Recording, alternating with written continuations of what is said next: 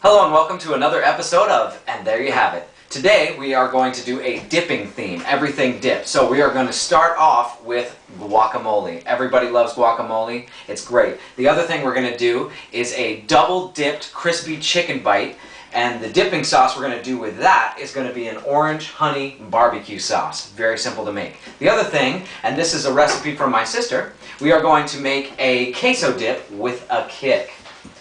Alright, so let's go.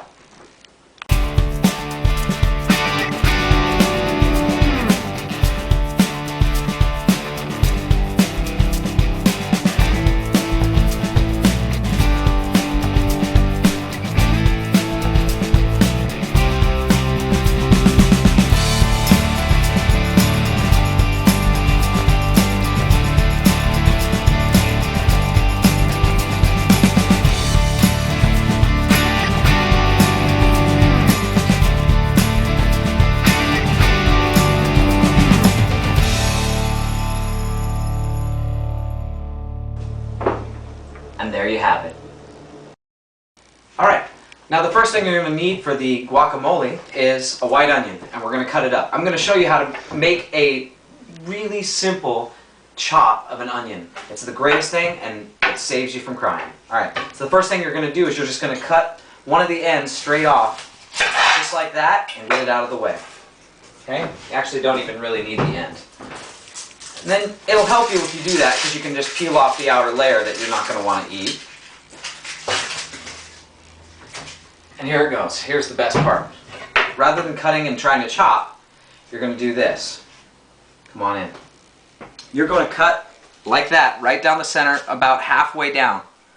And then you're just going to keep making little layers, just like that. About the size of one side of your chop, right? Your chopped onion, however big you want it. So you're just doing that, turn it around, and get the other side, just like this. And we're going to make a little like square matrix kind of thing, all the way down, just like that. Now I haven't cried a bit because I haven't done anything yet. And then you're going to go, if all the cuts are this way, you're going to go all the cuts this way, right down the center. This is where you have to kind of hold it together a little bit because it's going to want to fall apart. And the same thing, the same sizes, kind of all the way down. So you just press the knife right down in there, like that, all the way down to one end. Flip it around and get your other half, right? 1, 2, whatever. And then, when you're ready, you can turn it on its side. It's all matrix cut, and you can slice right down the side. Boom, look at that. You got chopped onions. Give yourself another couple of chops. They're already chopped up. And they're almost all perfect squares because you measured it out already. Just like that. Alright, the next thing you're going to need for the guacamole is one, I would say about tennis ball size tomato. And we're going to just chop that right up. Any which way you like, into small pieces.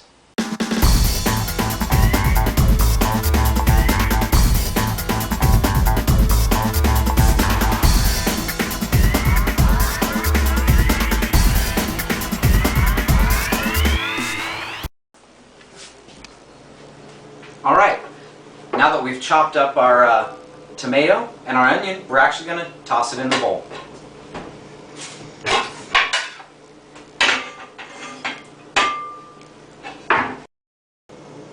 Alright, the next thing we're going to do is we're going to chop up some cilantro. Just about, about 1/4 of a cup unchopped, and once you chop it up, it's going to be very small. So, let's do that.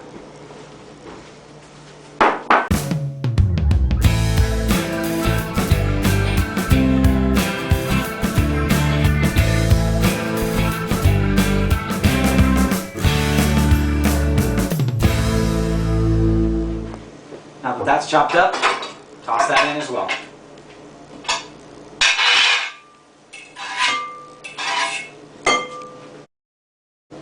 Alright, the next thing we're going to add to our little bowl here is not black pepper, but white pepper. It's going to be about 1/2 teaspoon of white pepper, depending on your taste. So just toss that right in. And then the next thing you're going to need is salt. Now, here's the thing. I like to take a fork And this is the tricky part, because too much salt can really ruin guacamole, and not enough doesn't give it enough flavor. So here's the way I like to do it.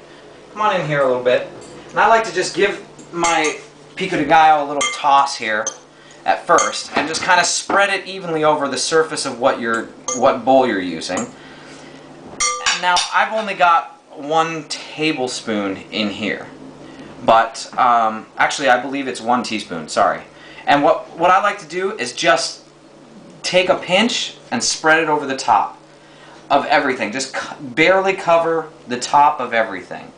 You probably can't see this too well, but all you really want to do is barely cover the top of the entire surface here. Then give it a mix. One good quick mix. And do it one more time. If you do that twice, it's almost like covering all the top and all the bottom. And it works out pretty well. So I'm just going to take a pinch like that. If you just pinch a little bit in your fingers and spread it over the surface, the entire surface, that's about all the salt you need. Now I have, again, a teaspoon here, and I only use maybe half of it, maybe a little more. It really depends on how much you chopped. So you can't really go by exact. So I'm just going to put the rest of that aside, and we might come back and add a little more at the end. But the tricky part with that is you don't want to add too much. So you can always add a little bit, and if you need more, you can add more after you've put in everything else. But for now, cover the surface, mix it up, cover the surface again. So here I have 1 teaspoon of Mexican oregano, but what I like to do is instead of tossing it in, because when you buy it dry, it's actually bigger pieces. I like to be really fine pieces. So come on in here and check out how I do that. I basically just get it in the palm of my hand like that. I use the other palm of my hand to crush it and kind of spin it around. I'm not actually dropping any in there yet. I'm just crushing it up like this in my hands, pressing them together. And then as you roll it off, it actually, if you can see, it's about half the size of it was when you pulled it out of the bottle that you got it from. So I like it a little finer, and that's how I do it. Alright, now for the good stuff. Your avocado. This is going to be plenty. What I like to do is just use 2 avocados. Makes a lot. I like to eat a lot, and plus, trust me, 2 avocados is enough for 3 or 4 people to eat guacamole, even if you eat as much as I do. So here's what we're going to do. We're going to cut these in half like so. Now here's a trick on how to get this out. Everybody tries to dig some out, and then you leave a little bit of the goodness all over the seed. Nobody wants to do that. You don't want to waste it. Take your knife, chop it right down the center, and give it a turn. It comes right out. See that? Perfect. Get rid of that seed. Next one. Cut it in half. Just like so. And how do we get it out? Give it a chop, turn it. Just like that. Very simple.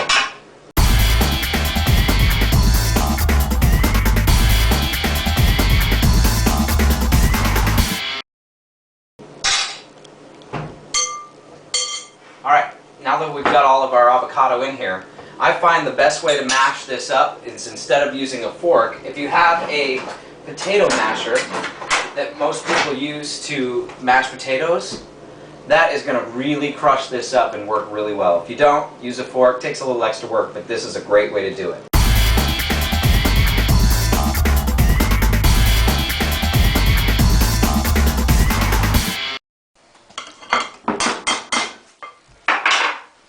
Use your fork and kind of just really mix in the onion and the tomato that's in there.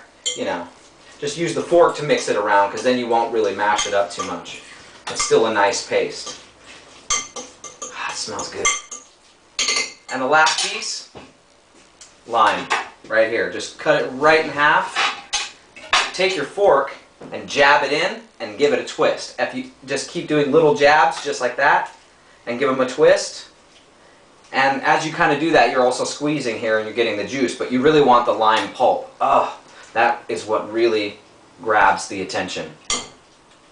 So you grab like that, just a half a lime, like so. All the juice, everything. Then use your fork again and mix it up. That's pretty much it.